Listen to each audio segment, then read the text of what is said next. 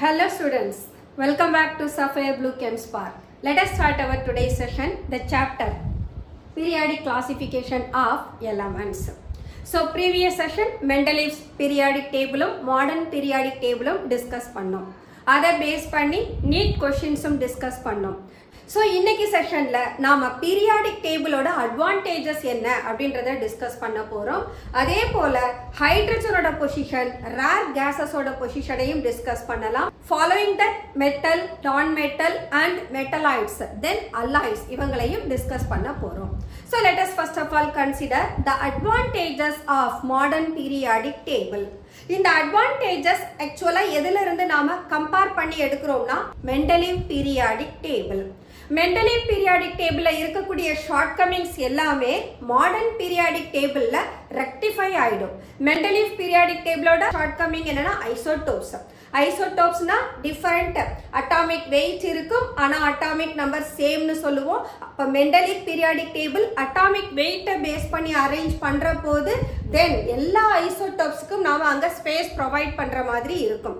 At the same time இங்கே நமக்கு modern periodic டேபிளோட fundamental property என்ன அப்படின்னா that is only the atomic number. So atomic நம்பரை base பண்ணுற போது அட்டாமிக் நம்பர் ஒரு எலமெண்ட்ல இருந்து அடுத்த எலமெண்ட்டுக்கு போகிறப்போ that can increase by only 1 unit. அப்போ நம்பர் என்ன ஆகும்னா அசெண்டிங் ஆர்டரில் ஃபில்லப் ஆகும். இதே நாம அதனுடைய எலமெண்டோட பொசிஷனை யாரு கூட நம்மளால கார்லேட் பண்ண முடியும்? எலக்ட்ரானிக் கான்ஃபிகரேஷனோட கார்லேட் பண்ண முடியும். So position of the element that can be correlated with its electronic configuration. So electronic configuration எடுத்துக்கிட்டோம்னு சொன்னா ஒரே குரூப்ல இருக்கக்கூடிய எலமெண்ட்டுக்கு சேம் எலக்ட்ரானிக் கான்ஃபிகரேஷன் இருக்கும். யார் மட்டும் டிஃபர் ஆவாங்க? Only the principal quantum number. So குரூப்னு சொல்ற போது those are vertical columns. Vertical காலம்னு சொன்னா 1 by 1 நம்ம டவுன் த குரூப் போவோம். அப்ப அது ஃபர்ஸ்ட் பீரியட்ல ஸ்டார்ட் பண்ணி 7th பீரியட் வரைக்கும் அப்ரோச் ஆகும். அப்ப என்ன ஆகும்? நம்பர் ஆஃப் ஷெல் இன்க்ரீஸ் ஆக n வேல்யூ இன்க்ரீஸ் ஆகும். பட் அதனுடைய வேலன்ஸ் ஷெல்ல இருக்கக்கூடிய எலக்ட்ரான் கான்ஸ்டன்டா இருக்கும். அப்போ இங்க பொசிஷன் ஆஃப் த எலமெண்ட்டை அதனுடைய எலக்ட்ரானிக் கான்ஃபிகரேஷனோட நம்மளால கார்லேட் பண்ண முடியும். அட் த சேம் டைம் நம்ம பீரியட்ல மூவ் பண்ணோம் அப்படின்னா electron that enters to the same subshell. So ஒரே ஷெல்லில் போய் எலக்ட்ரான் ஆட் ஆகுறதுனால அங்க ஆட்டம்ஸோட எலக்ட்ரானிக் கான்ஃபிகரேஷன் ஒவ்வொரு யூனிட்டா இன்க்ரீஸ் ஆகிக்கிட்டே போகும். See that? So in a period as the atomic number increases, energy shells are gradually filled up.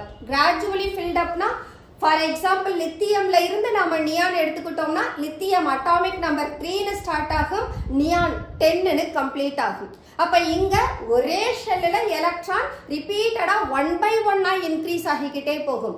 எது வரை ரீச் ஆகும் அப்படின்னா ஒரு இனர்ட் கேஸோட எலக்ட்ரானிக் கான்ஃபிகரேஷனை ரீச் பண்ற வரைக்கும் ஒவ்வொரு எலக்ட்ரானா அதுல நம்மளால ஆட் பண்ண முடியும்.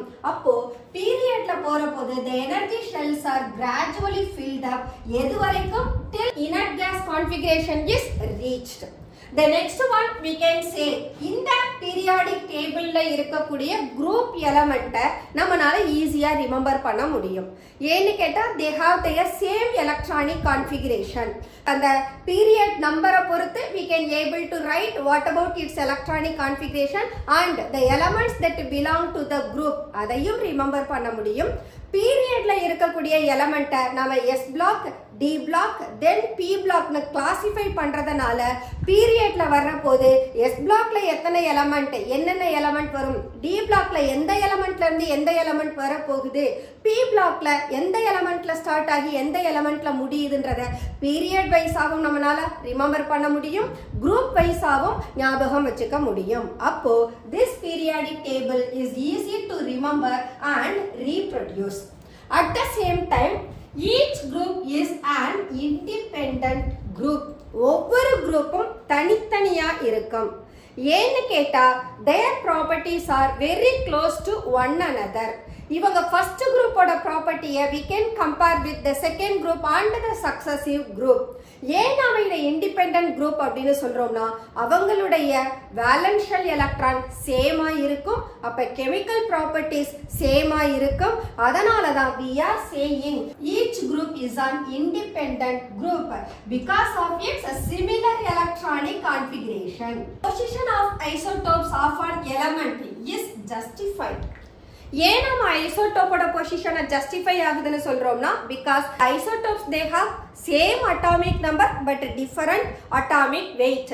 அப்போ பீரியாடிக் டேபிள் அட்டாமிக் நம்பரோட அசெண்டிங் ஆர்டர்ல போறதுனால ஒரு எலமெண்ட்டுக்கு எத்தனை ஐசோடோப்ஸ் இருந்தாலும் all those can be group in a same position. அதனால தான் we can say the position of isotopes of an element is justified because they have same atomic number.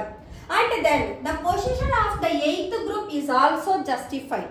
மெண்டலியோட periodic டேபிள்ல eight குரூப்பை 3 subdivide பண்ணிருப்பாங்க அப்படின்னு சொல்லுவோம். அந்த eight group இங்க modern periodic டேபிள்ல பார்த்தோம்னா that included along with d block element. So transition elements ஓட include ஆகி இருக்கும். So in the modern periodic table, all the transition elements that are placed in the middle of the periodic table. D block element ஓட leftல S block element இருக்கும், rightல P block element இருக்கும்.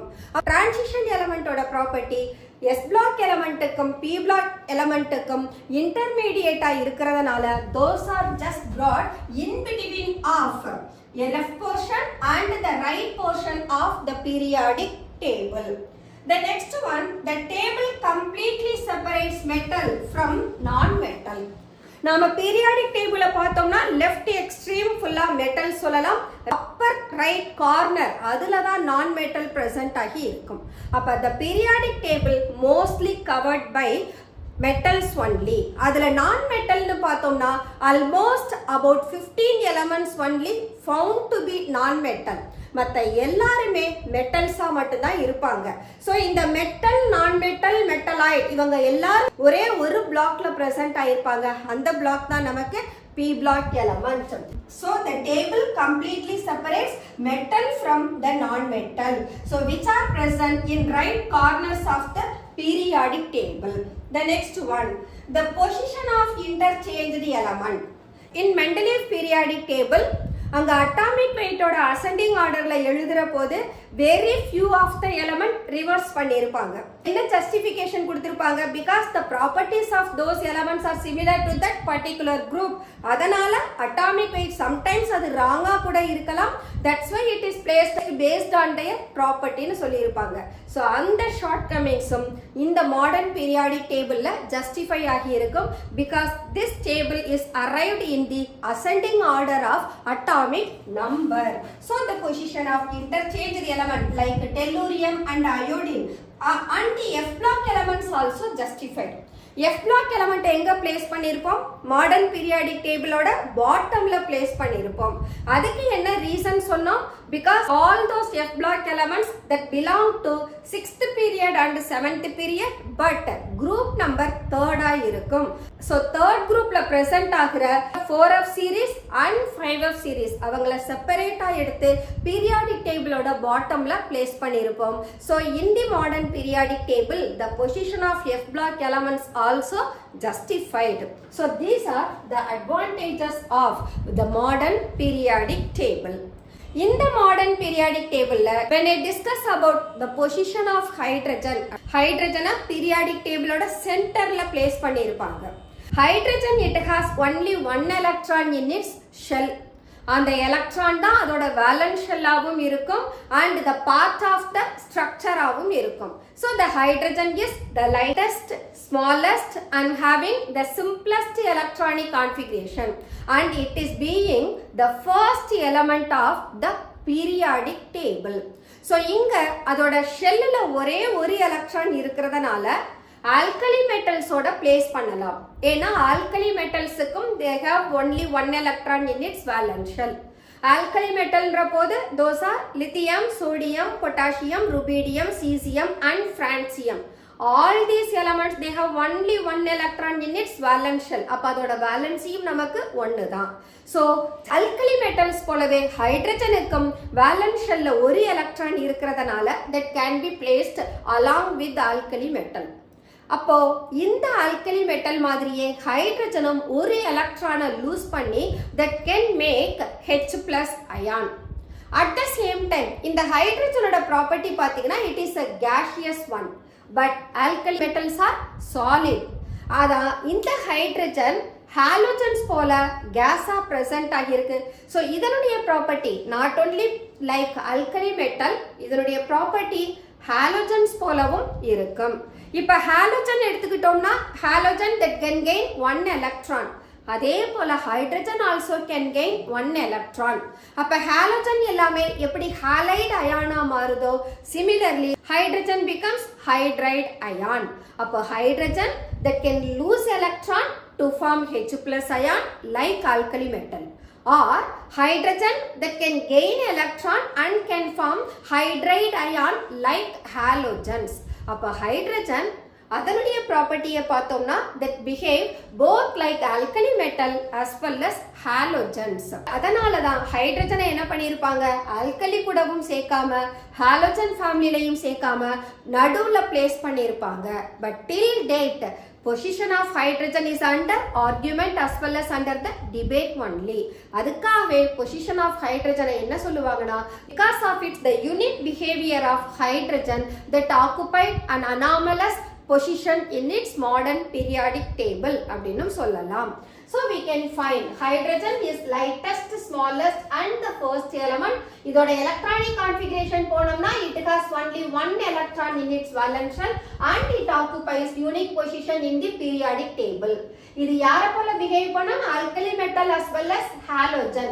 alkali metalன்ற போது NS1 electronic configuration, அதே halogens னு சொன்னோம்னா அவங்களோட electronic configuration NS2 NP5. அப்போ alkali metal ஒரு எலக்ட்ரானை லூஸ் பண்ணி கேட்டயானா மாறும். சிமிலர்லி ஹைட்ரஜனும் ஒரு எலக்ட்ரானை லூஸ் பண்ணி that can form H+ ion. இங்க ஹாலோஜன் ஒரு எலக்ட்ரானை கெயின் பண்ணி ஹாலைடு அயானா மாறும். அப்ப அது NP6 னு டர்ன் ஆகும். அதே போல ஹைட்ரஜனும் ஒரு எலக்ட்ரானை கெயின் பண்ணி அது ஹைட்ரைடு அயானாவும் மாறும். And then alkali metals என்ன ஸ்டேட்ல இருப்பாங்க, சாலிடா இருப்பாங்க. பட் ஹைட்ரஜன் என்ன ஸ்டேட்ல இருக்கு, gaseous ஸ்டேட்ல இருக்கு. Then like halogen, halogen X2 னு தான் ரெப்ரசன்ட் பண்ணுவோம் because halogens are diatomic element. அதே போல hydrogen is also diatomic element, H2 னு தான் ரெப்ரசன்ட் பண்ணுவோம். So like halogen hydrogen also exist as diatomic element. So இதே போல ஹைட்ரஜன் அதனுடைய ப்ராப்பர்ட்டிஸை கம்பேர் பண்ற போது ஆல்கலி மெட்டல் போலவும் ஹாலோஜன் எலமெண்ட்ஸ் போலவும் இருக்கிறதுனால அதோட பொசிஷன் டில் டேட் நமக்கு என்னவா இருக்கு, under the debate. This is what the position of hydrogen in the periodic table. The next one, position of rare gases in the periodic table. Mendeleev periodic டேபிள்ல 0th group இருக்கும். அந்த 0th குரூப்ல தான் rare கேஸஸை place பண்றதுக்கு ஃபியூச்சர்ல element கண்டுபிடிப்பாங்க that will occupy that 0 group அப்படின்னு சொல்லியிருப்பாரு. இங்க லாங் ஃபார்ம் ஆஃப் பீரியாடிக் டேபிள்ல அந்த ரேர் கேஸஸை எங்க பிளேஸ் பண்ணியிருக்கோம்னா 18th குரூப்ல பிளேஸ் பண்ணியிருப்போம். அங்க ரேர் கேஸஸ் யாருன்னு சொன்னா helium, neon, argon, krypton, xenon, radon and oganesson. So இங்க ஹீலியம்க்கு மட்டும்தான் எலக்ட்ரானிக் கான்ஃபிகரேஷன் 1s2 இருக்கும். பட் நியான்ல இருந்து ஆக்னசான் வரைக்கும் போனோம்னா எலக்ட்ரானிக் கான்ஃபிகரேஷன் NS2 NP6 இருக்கும். இந்த எலக்ட்ரானிக் கான்ஃபிகரேஷன் தான் நாம என்னன்னு சொல்லுவோம்னா ஆக்டெட் ஸ்ட்ரக்சர் அப்படின்னு சொல்லுவோம். Valence shell if at all contains 8 electron அப்படின்னா that nothing but octet structure. So எல்லா inert gases-உம் அவங்களோட valence shell-ல 8 electrons accommodate பண்ணிருக்கும் except யாருன்னா helium. And all these elements are gases in nature. And radon, agnesan இவங்க மட்டும் யாரு அப்படின்னா those are radioactive element. So radon and agnesan are radioactive element. Okay. இந்த element எங்க present ஆகி இருக்கு அப்படின்னா just in atmosphere only. அட்மாஸ்பியர்ல ஒரு 1% என்ன பண்ணும், carbon di oxide and other cases, water vapour அப்படின்னு சொல்லியிருப்பாங்க. அந்த 1%ல தான் இந்த ரேர் கேசஸும் இன்க்ளூட் ஆகும். அவங்க helium, neon, argon, krypton, xenon, all these elements are present only in atmosphere. So அந்த அட்மாஸ்பியர்ல அதோட அபண்டன்ஸ் ரொம்ப ரொம்ப லீஸ்டா இருக்கிறதுனால these are said to be rare gases. So rare கேசஸ்க்கு ரீசன் என்ன, அதோட அபண்டன்ஸ் லீஸ்டா இருக்கிறத நாம ரேர் கேசஸ்னு சொல்றோம். At the same time they are said to be inert gases. Inert அப்படின்னு சொன்னா they are not reactive. So ஏன் இது ரியாக்டிவா இல்லை அப்படின்னா, because they have completely field valence shell. அப்ப இந்த எலமெண்ட் எலக்ட்ரானை லூஸ் பண்ணவும் வேணாம், எலக்ட்ரானை கெயின் பண்ணவும் வேண்டாம். as it possess the octet structure in its valence shell, they are inert towards chemical reaction and hence they are referred as inert gases. So these are monoatomic gases and do not react with the other substances due to completely filled valence shell. Hence they are called inert gases. So this is what the position of rare gases in the periodic table. Okay. Modern periodic table occupy பண்ணி இருக்கிறது majority metals. அடுத்து பார்த்தோம்னா நான் metal. இந்த மெட்டல்ஸுக்கும் நான் மெட்டல்ஸுக்கும் இன் பிட்வீன்ல யார் இருப்பாங்கன்னு சொல்லியிருக்கோம், மெட்டலாய்ட்ஸ். இந்த மெட்டலாய்ட்ஸ் அந்த பீரியாடிக் டேபிள் பி பிளாக் எலமெண்ட்டை போரான்ல இருந்து ஒரு டயகோனல் லைன் போட்டோம்னு சொன்னா அந்த டயகோனல் லைன் மெட்டலையும் நான் மெட்டலையும் ஐசோலேட் பண்ணும். அந்த டயகோனல்ல ஆக்குபை பண்ற எலமெண்ட் எல்லாருக்குமே மெட்டாலிக் ப்ராப்பர்ட்டியும் இருக்கும், நான் மெட்டாலிக் ப்ராப்பர்ட்டியும் இருக்கும். அப்ப characteristics of that element if at all that obeys like metal as well as non metal அப்படின்னோம்னா that element is said to be metalloid. Metals and non-metals, those are classified based on their characteristic properties. அவங்களோட physical property நாம compare பண்ணோம்னா இரண்டு metals totally different from non-metal. In general, metals are hard element. ரொம்ப ரொம்ப ஹார்டா இருக்கும். At the same time அதோட surface பார்த்தோம்னா lustrous, that means shining ஆ இருக்கும். And they have the property of malleable. Malleable அப்படின்னா அவங்கள பீட் பண்ணி thin sheet ஆ மாத்தலாம். And they have the property of ductility. Ductility னா அவங்கள வயர் போல மெல்லிசா டிரா பண்ணலாம். அப்போ can be beaten into thin sheet அப்படின்னா that property is said to be malleability. அதே the metals can be drawn into thin wire அப்படின்னு சொன்னா that property is said to be ductility. And these elements that can even in fusible state, solid stateல இருக்கிறத melt பண்ணோம்னா fusible stateக்கும் போகும். But நான் மெட்டலை பார்த்தீங்கன்னா இந்த property யாருக்கு இருக்காதுன்னா நான் மெட்டல்ஸ்க்கு இருக்காது. ஒரே ஒரு எக்ஸெப்ஷன் யாருக்கு சொல்லலாம்னா ஷைனி நேச்சர். இங்க அயோடின் என்னவா இருக்கும்னா ஷைனியா இருக்கும். Iodine it is the solid as well as lustrous-ஆ இருப்பாங்க. இது எக்ஸெப்ஷன் ஃபார் நான் மெட்டல்.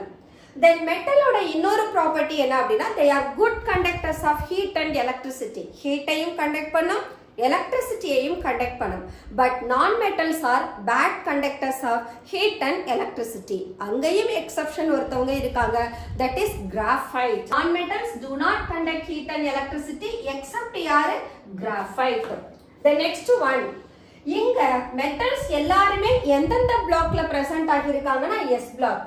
S blockல we have alkali metal, alkaline earth metal. Then D block. D block மொத்தமும் including F block நாம சொல்றோம். அவங்க எல்லாருமே metals. இதே நாம P blockக்கு போனோம்னு சொன்னா few of them are metal. அவங்க யாருன்னா aluminium, gallium, indium, thallium, tin, lead and bismuth. So இங்க metals எல்லாருமே solid stateல இருப்பாங்க except mercury. Mercury என்ன stateல இருக்கும்னா liquid stateல இருக்கும். So these are the general characteristics of metal. At the same time non metal போனோம்னா இவங்க they are not shiny except யாருன்னு மட்டும் சொன்னோம், iodine சொன்னோம். And non metal பார்த்தோம்னா only P blockல மட்டும்தான் present ஆகி இருக்கும். Those non metals are carbon, nitrogen, oxygen, phosphorus, sulfur, selenium, fluorine, chlorine, bromine, iodine and inert gases. இவங்க எல்லாரையும் கவுண்ட் பண்ணுங்க. about 15 elements நமக்கு கிடைக்கும். அந்த 15 elements மட்டும்தான் நான் மெட்டல். மற்றவங்கள்ல few of them metallites. metallites யாருன்னா சிலிகான், ஜெர்மானியம், போரான், ஆர்சனிக் இவங்க மெட்டலைட்ஸா இருப்பாங்க. so all other elements are metals. so the periodic table is mostly occupied by metals only. The next one, alloys. Alloys அப்படின்னா it is a homogeneous mixture. so in this homogeneous mixture actually two or more metal அல்லது metal with non metal அவங்க ஒரு particular proportion by mass mix ஆகி கிடைக்கிறதுக்கு பேரு தான் alloys அப்படின்னு சொல்றோம். homogeneous mixtureனா இங்க இன்வால்வ் ஆகிற எல்லா மெட்டலும் ஒரே பிசிக்கல் ஸ்டேட்ல பிரசன்ட் ஆகி இருப்பாங்க. ஸோ இங்க ரேரா தான் நான் மெட்டலை நாம அல்லாய் ஃபார்மேஷனுக்கு யூஸ் பண்ணுவோம். மோஸ்ட்லி யாரு தான் அல்லாய் ஃபார்மேஷனுக்கு வருவாங்கன்னா மெட்டல்ஸ் அலோன்.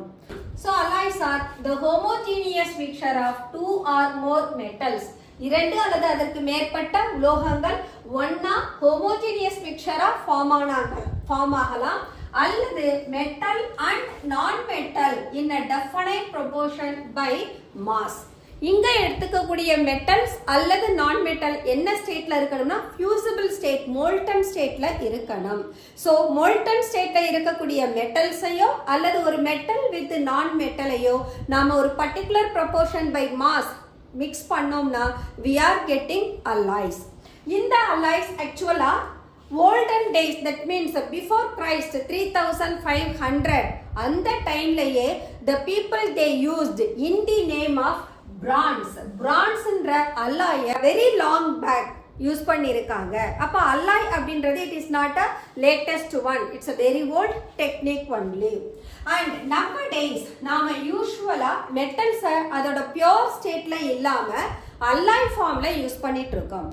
ஏன் அல்லாய் ஃபார்ம்க்கு யூஸ் பண்றோம் அப்படின்னா the quality of that alloy gets improvized அல்லது நமக்கு என்ன மாதிரியான குவாலிட்டி எக்ஸ்பெக்ட் பண்றோமோ அந்த குவாலிட்டியை அல்லாயில இருந்து நம்மளால பெற முடியும்.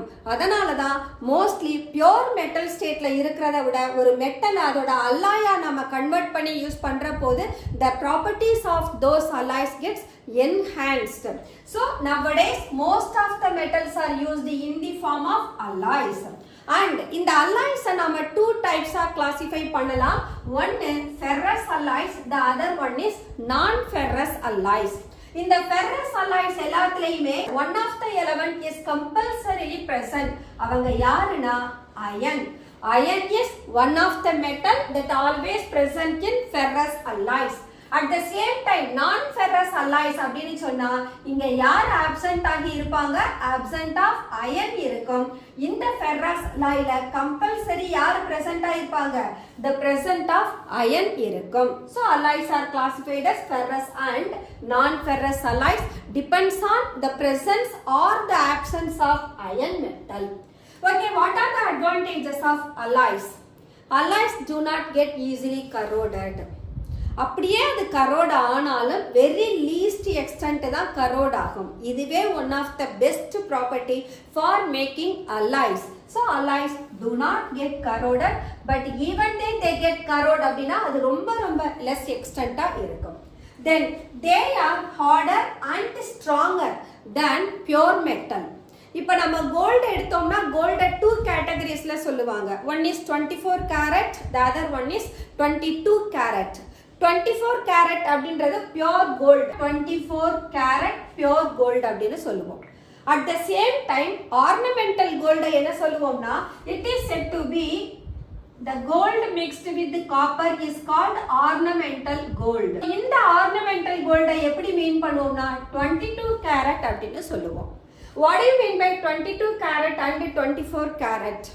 24 கேரட்னா அங்க பியூர் கோல்டு தான் இருக்கும், வேற எந்த எலமெண்ட்டும் அதுல பிரசன்ட் ஆகி இருக்காது. 22 கேரட் அப்படின்னா ஜஸ்ட் 22 பார்ட்ஸ் கோல்டு இருக்கும், 2 பார்ட்ஸ் யார் இருப்பாங்கன்னா காப்பர் இருக்கும். அப்ப 22வும் சேர்ந்து நமக்கு டோட்டலா 24னு மாறும். Ornamental gold contains only 22 parts of gold, remaining 2 part நமக்கு காப்பரா இருக்கும். எதனால கோல்டை காப்பர் கூட அலாய் பண்றோம் அப்படின்னா, கோல்ட ஆர்னமெண்டா ஃபார்ம் பண்ற போது அதோட ப்ராப்பர்ட்டியை இன்க்ரீஸ் பண்ணணும். ஏன்னா அந்த கோல்ட பீட் பண்ற போதோ அல்லது ரோல் பண்ற போதோ ஈஸியா கட் ஆகிரலாம். அதை அவாய்ட் பண்றதுக்காக, கோல்டோட ஸ்ட்ரென்த்தை இன்க்ரீஸ் பண்றதுக்காக தான் என்ன ஆட் பண்றோம், காப்பரை கோல்டு கூட மிக்ஸ் பண்றோம். Then gold copper alloy is formed. அதுதான் நமக்கு ஆர்னமெண்டல் கோல்டு. தென் இந்த அலாயோட கண்டக்டிங் ப்ராப்பர்ட்டி எடுத்தோம் அப்படின்னா பியோர் மெட்டலை விட லோவா இருக்கும். So that is also one of the advantage of alloy. Example, copper is good conductor. But காப்பரோட அலாய் பார்த்தோம்னா பிராஸ் அண்ட் பிரான்ஸ். இவங்க காப்பரோட கம்பேர் பண்ற போது அதோட கண்டக்டிங் ப்ராப்பர்ட்டி லோவா இருக்கும். பிராஸ் அப்படின்றது the alloy of copper and zinc is brass and alloy of copper and tin is known as bronze. Then some alloys have lower melting point than pure metal. இது எதுக்கு use ஆகும் அப்படின்னா soldering அப்படின்னு சொல்லுவாங்க. பற்ற வைத்தல், டூ பீசஸ் ஒன்னா join பண்றதுக்கு பற்ற வைப்பு அப்படின்னு பேரு. அதை சால்டர் அப்படின்னு சொல்லுவோம். இந்த சால்டரிங்ல யூஸ் ஆகுறது யாருன்னா லெட்டும் டின்னும் சேர்ந்த அல்லாய். ஸோ அந்த அல்லாய்க்கு பேரே solder. an alloy of lead and tin. இதனுடைய மெல்டிங் பாயிண்ட் அந்த இண்டிவிஜுவல் எலமெண்ட்டை விட கம்பேர் பண்றப்போ லோவா இருக்கும். அப்ப லெஸ் அமௌண்ட் ஆஃப் எனர்ஜிலேயே அது மெல்ட் ஆயிடும். So this is also one of the advantage for alloys. Then அதே ஒரு மெட்டல் நம்ம அலாய் ஃபார்ம் பண்ற போது ஒன் ஆஃப் த மெட்டல் மெர்க்குரியா இருந்ததுன்னா then that alloy is said to be amalgam. அந்த ப்ராசஸ்க்கு என்ன பேர் சொல்லுவோம்னா அமல்கமேஷன் சொல்லுவோம். So when metal is allied with the mercury then it is called amalgam and the process is known as amalgamation. Example, sodium mercury amalgam. So sodium mercury இதை எப்படி name சொல்லணும்னா that is called sodium amalgam. அல்லது zinc mercury அப்படின்னு எடுத்தோம்னா that is said to be zinc amalgam. So amalgam னு சொன்னா one of the metal எனக்கு mercuryயா இருந்ததுன்னா then that is said to be amalgam. That's all the alloys and the advantages of alloys. Okay students, let us close our today's session. இன்னைக்கு செஷன்ல நாம just periodic table ஓட advantages என்ன, அதுல position of rare கேஸஸும் ஹைட்ரஜனையும் discuss பண்ணோம். தென் metal non metal metalloids இவங்களை classify பண்ணோம். Following that இந்த metals அமல்கமாகவும் அல்லது அல்லாயாவும் நாம யூஸ் பண்ணிட்டு இருக்கோம் நம்மளோட டே டு டே லைஃப்ல. அதை பத்தியும் டிஸ்கஸ் பண்ணோம். ஸோ இந்த சாப்டர்ல இன்னும் நாம பீரியாடிக் ப்ராப்பர்ட்டிஸ் பத்தி டிஸ்கஸ் பண்ண வேண்டியது இருக்கு. அந்த டாபிக்கை நம்ம வர்ற செஷன்ல கண்டினியூ பண்ணுவோம். So let us close our today's session and we will continue the same chapter in our following sessions. Until then, bye bye.